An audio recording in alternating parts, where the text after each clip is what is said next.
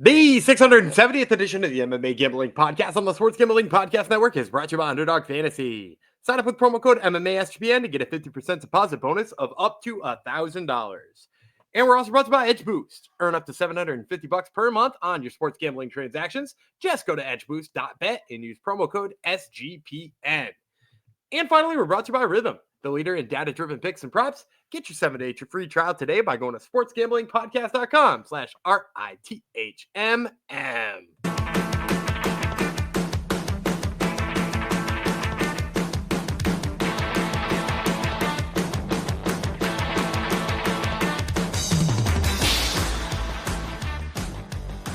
Howdy ho, degenerinos. Welcome to episode 760 of the MMA Gambling Podcast on the Sports Gambling Podcast Network, dedicated to a friend in the Discord, Venizi, who wrote something during last weekend's UFC card saying, Gumby took dog, I blindly listened. I don't know if you can blindly listen. Definitely listened. Anyhow, I've learned my lessons in the past. So it's true. You should always, if in doubt, just blindly follow Gumby.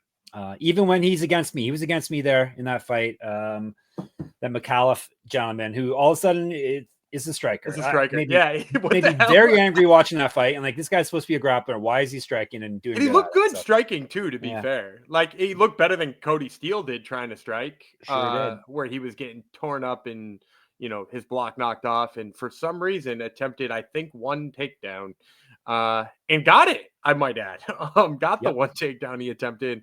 Some reason was like, I don't need to ever go back to that, despite having. Also, you know what's the most infuriating part about Cody Steele not wrestling more? Do you know who is in his corner? And this might not mean anything to a lot of you listeners who are just MMA fans and not jiu-jitsu nerds. William Tackett was in his corner. Yeah, that means nothing to me. So William Tackett is like, of the Tackett brothers, one of the still means nothing. Yeah. Tackett brother. Okay. Yeah. They're very good jiu-jitsu practitioners. It is a family of people who are excellent at jiu-jitsu, qualify for Abu Dhabi's, in all the high experience tournaments. Like they are one of the families of jiu-jitsu. And he's got one of the brothers in his corner, and then was like, nope, no jiu-jitsu needed here. Yeah, I'm gonna box. And to his credit, he won $50K. Maybe that's what he was looking for. But it's such a bummer that he didn't win that fight, because he really should have. Yeah, just bleed, bro. Let me bang. All that fun stuff. That voice you were hearing, that was the voice of Daniel Gumby Vreeland. Of course, the aforementioned, I would be the clean monster, Jeff Fox, and we've got a UFC. I gave myself another new nickname. We got some UFC to cover this week. So putting a bow on last week, I went 6-5. Gumby went 5-6. So I eked out. I lost like $80 less than Gumby. So I eked out a win. I'm still climb my way back up. I'm still like $560 behind Gumby. So yeah, I had a good start to the year. Yes, Gumby had a quick start. I am gonna round back into form hopefully fairly soon. 14-8 over the past 2 weeks. It's okay, but I can do better. Starting with this week, we got a fight night. Hooray! We get at the Apex. Oh boy, UFC Fight Night: Cannonier versus Rodriguez, aka Hobo Cop. So that's a positive. Is also known as UFC Fight Night 251, UFC Vegas 102. So today, no HoboCop. Today is all about the prelims. We've got 7 prelim fights to cover for this coming weekend's card. And I was just updating the odds on this, and boy, the favorites have gotten even bigger favorites since I did this a few, like within the past 24 hours. Most of the favorites on the card have been steamed even higher. Yeah, it is one of those ones where the public clearly likes to side on here. There's a couple of closely lined fights, but not many. But that means there's lots of opportunities for us to tell you props and other ways that we like to bet these fights. And I got a couple lined up for you. Yeah. So there you go. Yeah. Fade. Hopefully you're fading the public. I mean, it's all about fading the public. That's how you make money, right? I wouldn't know. I don't listen to the that public. Used to be a thing. I don't know if people are still big on that. I used to tease Joel from the Hockey Gambling Podcast about fading the public, because that's one of his bugaboos that he really hates, is the fade the public nonsense, which is really a stupid strategy. It doesn't matter what the public thinks. No, you should worry about who's going to win. Exactly. Yeah. Who's going to win, what you think is going to win. All right. Before we jump into who we think are going to win this week, let me tell you that football is over, sadly, but NASCAR is back. So you Americans always have something, either football or NASCAR. Head over to sportsgamblingpodcast.com, Daytona. name of a Pusha T album, to sign up today for the free Daytona 500 contest to be entered to win $100 cold hard cash and $100 SGPN gift card, plus random bonus prizes. That's sportsgamblingpodcast.com/Daytona to sign up now. How are they going to drive in all that snow, Gumby? I mean, I think in Florida, they most likely don't have any. No? we're about to be, it may be happening as I speak. We're about to be blasted again up here with another cancel school we got some coming our way too. I'm hoping it cancels school. But yeah, that's my goal. Because Gumby's a little kid, he wants school to be canceled as well. Apparently, he doesn't care that that means his kids will be home. That's more fun. All right, good. There you go. Go make some snow angels out there. All right, there will not be any snow, at least not of the kind that comes out of the sky at UFC Fight Night, Kenya versus Rodriguez. It is Las Vegas, so who knows what kind of snow will be there. February the 15th, the day after the Day of Love. This is a earlier one. This is 4 p.m. Prelim start time on ESPN Plus. Let's dive in. We got 7 fights to break down, so let's dive into it with a women's bantamweight fight. Julia Avila, Jacqueline Cavalcanti. We'll tell you about Avila first. She's the Raging Panda. She's 9-3, 4 knockouts, 2 submissions. She's been knocked out once, submitted once, 3-2 in the UFC. Loss over her last 3. She got submitted in her last fight by Miesha Tate. That was back in December of 2023. That was the mom on mom violence. That was back when I was like getting on some Miesha Tate futures because I thought she's coming. She hasn't fought since, right? She has not fought since. She's been MIA. Crystalline. She's been crystalline, you said, or something like that, right? Yeah, I think she's something mystical. Yeah, something mystical. Speaking of crystals, tomorrow's episode will be all about the crystals as well, because of the main event. All right, Avila, that was December 2023. She's not won a fight since before she became a mother, June of 2021. She went 1-1 in Invicta. She was regional champ, 2012 pro MMA debut. Better grappling stats than Cavalcanti. She's been outstruck in the UFC by 0.27 strikes per minute. So basically, strikes absorbed, strikes given out is how that stat works. Plus 440 is the number on her on the board. Cavalcanti is the nightmare. 8-1 with 3 knockouts, never been finished in a fight. 3-0 in the UFC. She's won 6 straight. She's not lost since March of 2022. She was the LFA champ and the regional champ. 0-1 in PFL. Used to fight at 155 and 145. An inch of height, 2 inches reach over Avila. 9 years younger, so bigger and younger. Much younger. Better striking stats, twice more active landing strikes. She's got a positive strike differential of 2.8, which will win you a lot of fights when you're almost outstriking your opponent by 3 strikes per minute. Minus 549. This number has really gotten out of control. Yeah, this one's out of control. I'm still going to take Cavalcanti here. I think, the speed she's shown, she actually looked a little bit spotty in her early UFC fight. And then she's kind of figured it out since then. The speed is clearly there. But, I don't think I love this line here because I do expect Avila to come out here slow. But also, have we seen Cavalcanti defend against somebody who can grapple like Avila? Because not for anything, Avila didn't do well grappling against Miesha Tate, but she has historically been a fairly good grappler. She beat Penny Kianzad that way, and so just going out in there and saying, I'll take Cavalcanti and put that negative 500 or whatever it is in a parlay, I'd stay away from that. I think if there's a way to play this fight, I think look to the Julia Avila side with the plus 3.5. If you look for spreads, Cavalcanti is coming off back-to-back split decision wins. Yeah. And granted, that's just a power versus accuracy kind of thing. But there's nothing saying that Avila wouldn't win a round by just laying and praying and getting a takedown. And then at plus 3.5, you can get that at plus 195 right now, which is nice. Pretty good dog money for just hoping she lays and prays on her for a round. So my official money line pick here, if I got to pick a winner, I'm going to take Cavalcanti, but I don't. I'm not going anywhere near that money line. Even even a 9-9 or a round would do the trick for you for plus 3.5. So she wouldn't even necessarily have to win one. She could lose one and have Cavalcanti lose a point. There you go. Anyhow, Cavalcanti's my pick as well. She seems to be, like Gumby said, kind of a slow start to the UFC. What we were hoping, expecting, anytime an LFA champ comes in, we'll be expecting them to be a good fighter. So didn't really show right out of the gate, but it seems to be getting better, rounding into form. And this is a bad matchup for Avila, who has not been very active recently, and just as Gumby said, the speed, athleticism, and the age, I think is going to be too much. So the nightmare over the Raging Panda in the opener on Saturday night. Now we're going to the heaviest men's weight class, heavyweight.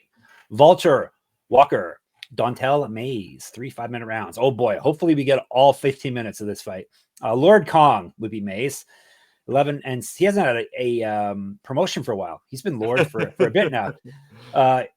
He's stuck like you on a purple belt, Gumby. Lord Kong is stuck. Oh, I'm joking. It's more purple than my invisible belt. So Lord Kong, 11-7 with 1 no contest, 6 knockouts, 1 submission. He's been knocked out once, submitted twice, 4 and 5 in the UFC with 1 no contest. Loss, win, loss, win, loss is the pattern. 2-1 on Contender Series. Regional champ, 13 pounds heavier than Walker based on their last fights. 3 inches of reach on him. Mays has been outstruck in the UFC by 1.3 strikes per minute. Better grappling stats than Walker, which is kind of surprising, but stats can deceive sometimes. Plus 190. Walker is the clean monster, as am I. 12-1, 6 knockouts, 2 submissions. He's never been finished in a fight. 1-1 in the UFC. 1 is allowed to be a submission. Multiple regional championships on his mantle. Right. Get the shirt or get this faded shirt I'm wearing here at our store, sportsgamblingpodcast.com/store. And we have lots of new cool hats in there as well. So check it out. Walker used to fight down at 205, 5 years younger than Mays, more active landing strikes. He has been outstruck in the UFC by 0.28 strikes per minute. Famously, he is Johnny Walker's brother, and he's at minus 225. I'm going to regret this, but I'm taking Lord Kong. I can't pay 225 on Walker's not good. But he has a very, very clear, very, very clear and clean, you would say, path to victory here. A very likely one too. Take Mays down and beat him on the ground. But can he? So I'm with you. I'm taking. Good. Yeah, good. But here's my question: can he take Mays down? Yeah, that's the thing. I have no faith in him. I have no. Is he? He stands around a lot. He didn't do well at taking down Lucas Brzeski. He lost to Lucas Brzeski. Who's a 205er? He's not even a heavyweight. Yeah. And a lot of that was just by being tired. And you can say what you want about Dontel Mays in terms of his abilities or where he stands in the heavyweight division or stuff like that. He's not a guy who gasses out a ton. He usually comes with pretty good cardio. You just question is he too hittable? Is he maybe not necessarily the best finisher? Is he a heavyweight who could get tagged? All of those things. But is Valter Walker going to tag him? No, I don't think That's so. not his And game.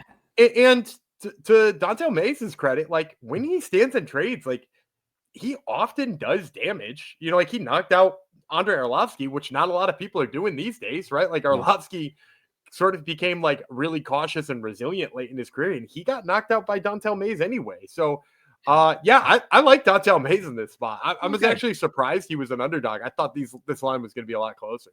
Yeah, and if you're a person who plays stuff based just on lines, you can't pay minus 225 on Valter Walker against anyone, basically, right?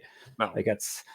He's sure he won his last fight, but has not looked good whatsoever. And hopefully Mace can keep it standing, and he's not like Walker's going to put a pace on him on the feet, so he should be able to strike him and get us a victory here, and we get almost 2 times our money. So especially with heavyweight, I think that is worth it. All right.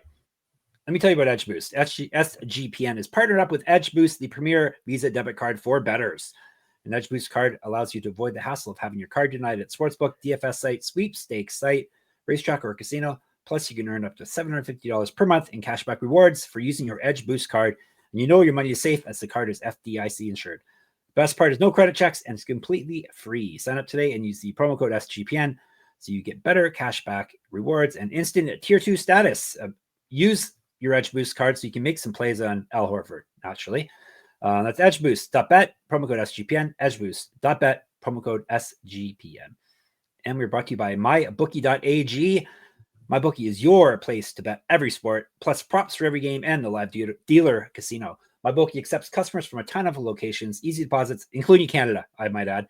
Not Boyd in Ontario for these people. Easy deposits and lightning fast payouts using crypto.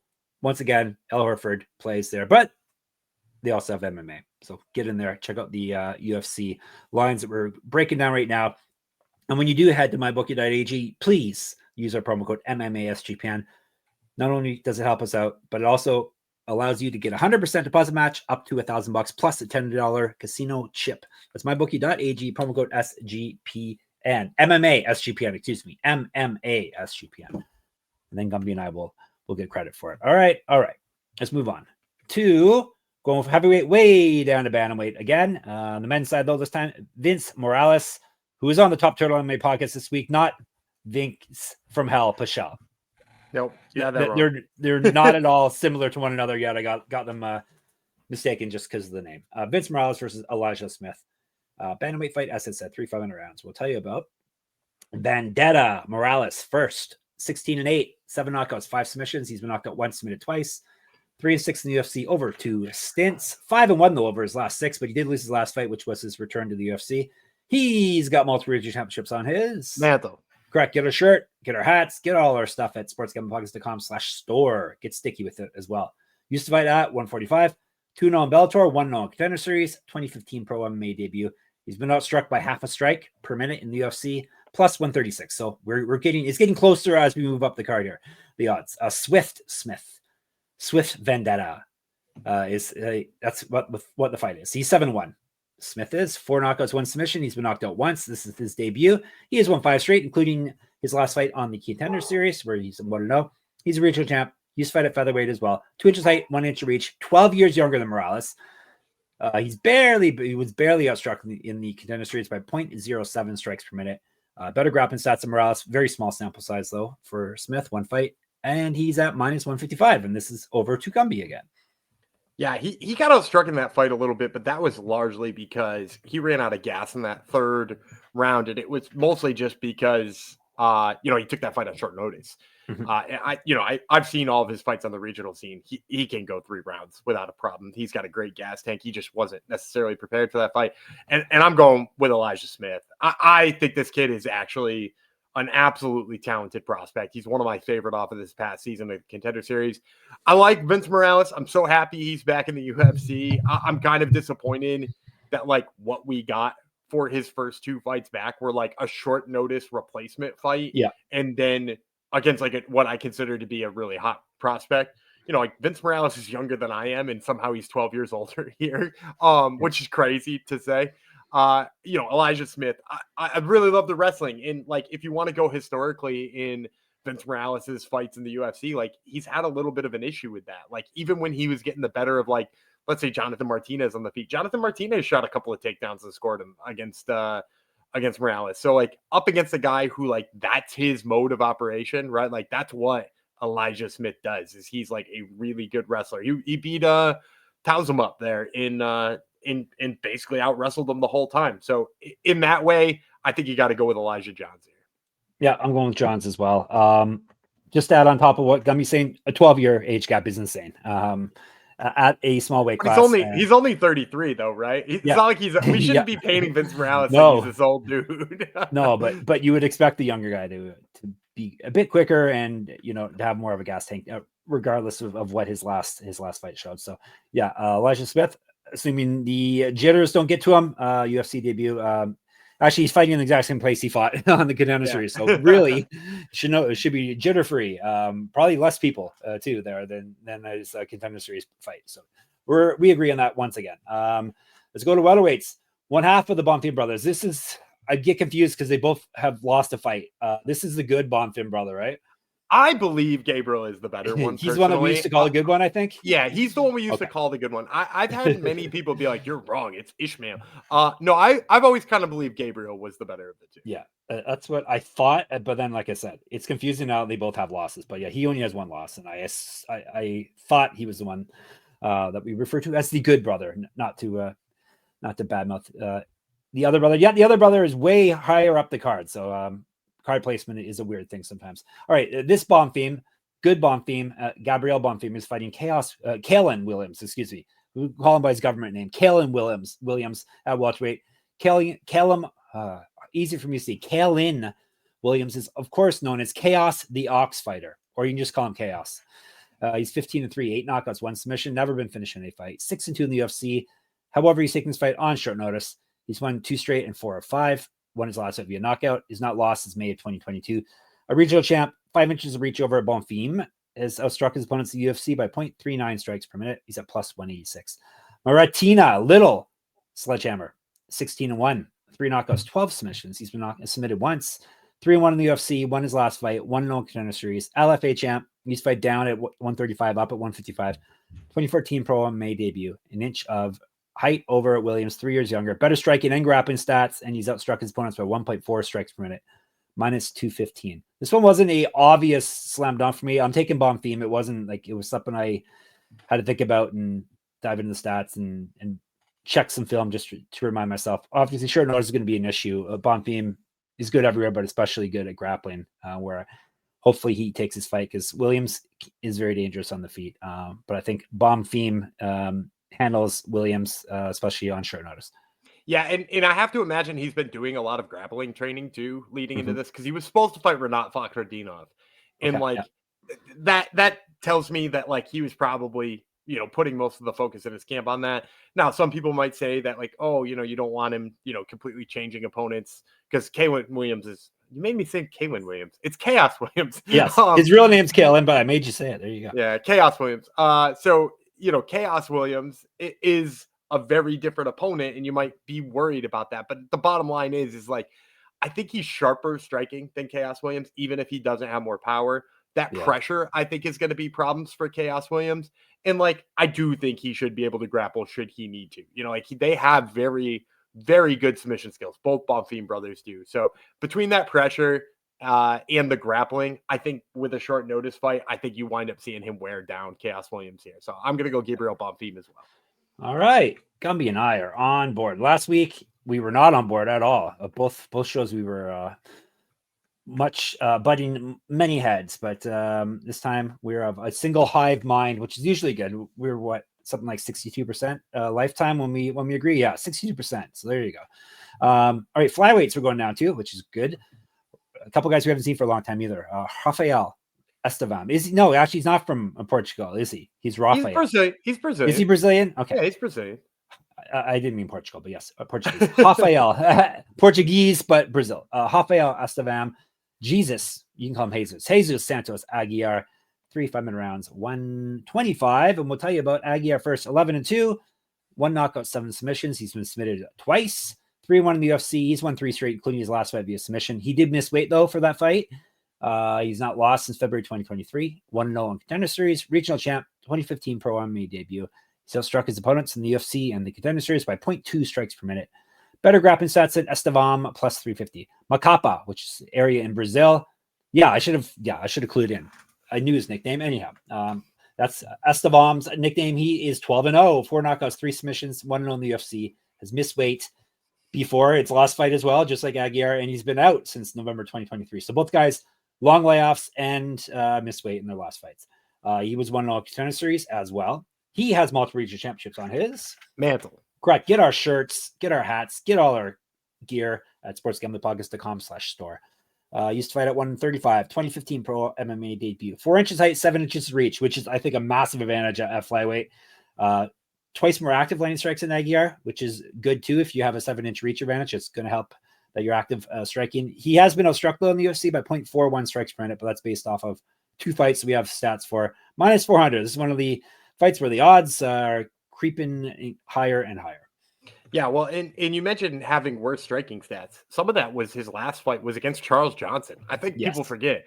This guy is the last guy to beat Charles Johnson. Yeah. And, I went back and watched that fight because, again, it feels like forever ago. Charles Johnson's fought 322 times since then. Yes. And he tossed Charles Johnson 4 times. I was watching it again too, yeah. The judo throws are insane. And trips, and he looked really good. Yeah, and to do that to Charles Johnson repeatedly. Now, granted, in the 3rd round, he did look tired. There was clearly some weight issues leading into that fight. And, Charles Johnson, won the 3rd round very handedly to the point where, was it a split win? Like somebody found a round. Yeah. Somebody found a different round to give him at some point. But to me, it was clear. 1st and 2nd for him, and then the 3rd for him, Charles Johnson. So, that's the reason I like Estevam. And, I like this matchup here because, first of all, he has the range to strike with Aguilar. And I think that's going to help him quite a bit because he wants to grapple. Aguilar is going to have to force his way to the inside. And that to me is like a nightmare for Aguilar, because like while Aguilar's most of his wins are by submission, and he maybe thinks he can submit him here. Maybe he thinks this is a grappling match he could win. If you watch all of the grappling exchanges with Mateus Mendonça, in that other fight that he had, Aguilar loses those, and some of it is because he holds on to a guillotine too long. And some of it is that he's submission over position. And, like some judges reward that at the end of the day. But against Estevam here, I just think he's going to be in the bottom position throwing up submissions, and he's not going to do enough work to get up. And even if he does enough work to get up, I don't think he's going to succeed. So yeah, give me Estevam here. Yeah, there would be concerns, obviously. I'm taking Estevam as well. Be concerns if due to missing weight and the long layoff, if his opponent wasn't in the exact same boat. So the size, as Gumby said, is huge, and he's good everywhere. He's not just like Aguilar basically relies on submitting people. Gillies. It's Gillies mostly. It's jumping Gillies. Oh, we love that. We're gonna lose. That guarantees we're gonna lose this fight. He's gonna jump a Gilly, we're gonna lose, and everyone in the Discord is gonna flip out. But yeah, Estevam is more well-rounded and massive. So obviously I don't like the minus 400 odds, but he's my pick regardless. Let's give you one more before we dive into our last sponsorship reads. This one actually is a replacement fight. I've realized lightweight Jared Gordon versus Mashrabjon Ruziboev. You might recognize the last name. Is his big brother or his little brother? One of his. A brother of his is in little brother. Yeah, Nursultan Ruziboev is also in the UFC. All right, this Ruziboev's black junior. Well, he's probably the younger one. The other one is black. There you go. That would make sense, then, wouldn't it? 20-4-1 is his records. 20 wins, 4 losses, 1 draw, 12 knockouts, 5 submissions. He's been submitted twice. This is his UFC short notice debut. Let me mark that down. I forgot. This was just like a couple of days ago, right? Yeah, this hasn't been in the works very long. Yeah, it's been less than a week, I think. All right, short notice debut. He's won 7 straight fights, 2 straight via TKO. There's some howevers, though. However, he hasn't fought since October 2023. He hasn't lost since December 2021, which helps when you don't fight that often. Regional champ, used to fight at 170, 185, 8 years younger than Gordon, 2 inches height, plus 230. Somehow, the year of our Lord 2025, Jared Gordon is a massive favorite or a moderate favorite. Flash Gordon, 20-7 with 1 no contest, 7 knockouts, 2 submissions, knocked out 4 times, submitted once, 8-6 with 1 no contest in the UFC, 1-2 with 1 no contest over his last 4, including losing his last fight. He's fought at 145, missed weight twice at 145. So hopefully that's not an issue now. He's 155. Multiple regional championships on his mantle. Correct. Get our shirts, get our gear, get our good stuff. Get sticky. There's sticky stuff in there as well. sportsgamblehawkers.com/store. 2011 pro MMA debut, minus 265. Yeah. Surprising that Gordon is a favorite at this point, because you think he's very close to being cut from the UFC, but I'm picking him because he should be a favorite here. All you got to do is check out the resume of Ruziboev, check out the cans he's been fighting in promotions you've never heard of. And then, you can even watch the tape and you see, whoa, there's levels here. I don't think he's on this level. So Jared Gordon's my pick. Yeah, I'm kind of with you on this. And I was kind of hoping for more because he's a Daniel Gracie guy. And in general, I like the Daniel Gracie guys. But I was watching some of his striking, and it's particularly slow, and it's a lot of arm punches. Things are real wide. I wasn't really impressed with his wrestling. I've actually seen him out wrestled a fair amount of times too, which is sort of uncommon in a Daniel Gracie guy. Like, you expect them to come with a certain level of wrestling. So yeah, I was kind of let down on the film. I was thinking, oh, hey, maybe this is a dog spot. And because I didn't know too much about this Ruziboev. And so I went back and watched. And I was like, yeah, it's just not there for me. I think he's going to be too slow. He's taking this on short notice. I don't really like his punching accuracy. So yeah, it's Jared Gordon for me here too. Yep. Shocking, eh? Yeah. I mean, if you told me there was a short notice Uzbekistani Daniel Gracie jiu-jitsu guy coming to the UFC, and that I would both not really know who he is and also pick against him. With Jared Gordon, no less, too. At this point of Jared Gordon's career, too. It's not like Jared Gordon's had a good career, but at this point, Yeah, and I would implore people to go back and look at some of the losses. Like, well, you mentioned the resume. Look at the resume of Ruziboev. It's not good. It's fighting really low level comp. And anytime he took a step up, like he fought for Brave a few times, he got beat by like Ayub, who we've talked about on in some of our Aries episodes and stuff like that. And not that he's like a bad fighter, but like he's a far cry from like even what Jared Gordon is. So yeah, I'm Jared Gordon. Team Jared Gordon here. Now that we're all over dumping on Ruziboev, he's gonna look like a world beater. Yeah, fight like his name would suggest he would fight. All right, before we get to our main event of the prelims, Underdog Fantasy, I need to tell you about it. I want to tell you about it. NBA, NHL, college basketball, whatever your sport, you can cash in big with Underdog Fantasy. Pick them. Here's something you can cash in on right now. Gumby's going to give you a pick for the Super Bowl. Go. Next year's Super Bowl. Go. Not next year's Super Bowl. I can give you one for basketball tonight. The Celtics are playing the Spurs tonight, and I like Stephon Castle's higher than on his points. They got him listed at 11.5 tonight. He's been over that in 4 of his last 5 games, and I know that the Celtics are stingy on defense to an extent, but you have to imagine that they're going to be trying to lock up Fox in Wemby, and I think that'll might lead to a little bit more openings for Castle. You can't lock me up, Gumby. You can't lock Fox up. It's impossible. All right, take Gumby's advice and take my advice here. Sign up with the code MMA SGPN. Claim your special pick and first time deposit offer up to $1,000 in bonus cash. UnderdogFantasy.com, promo code MMA SGPN, aka SIGPIN. Rhythm, SGPN's partner. Rhythm is a #1 AI-powered sports betting platform that helps provide bettors of all levels the ability to build custom predictive betting models in seconds. Build your model, copy one of the top performing models from the leaderboard, or have Rhythm build you a model. College basketball, NBA, every sport that's active, Rhythm has it all. Al Horford props, damn right, they got that as well. Claim your 7-day free trial today. We're going to sportsgamblingpodcast.com/rhythm. That's sportsgamblingpodcast.com/RTHMM. All right, our main event of the prelims is actually the closest fight on the board as well, so I guess it's fitting. And it is a female, aka women's strawweight bout. Angela Hill versus Ketlen Souza. Let's break her down, shall we? We'll tell you about Souza first. Esquetadina, which means, do you remember this one? Something small. Tiny queen? Hot-headed, but I think it must be like little. It must be tiny hothead. She's 15-4. 8 knockouts, 2 submissions. She's been knocked out twice, submitted twice, so finishing both their losses. 2-1 in the UFC. She's won 2 straight, including your last one via submission. She went 2-0 in Invicta and was the champion in that promotion. You fed at 125 and 135. Multiple region championships on her. Mantle. Correct. Get our shirts, get our swag, get our gear, get sticky. sportsgamblingpodcast.com/store. 9 years younger than Hill. Another big age gap on this card.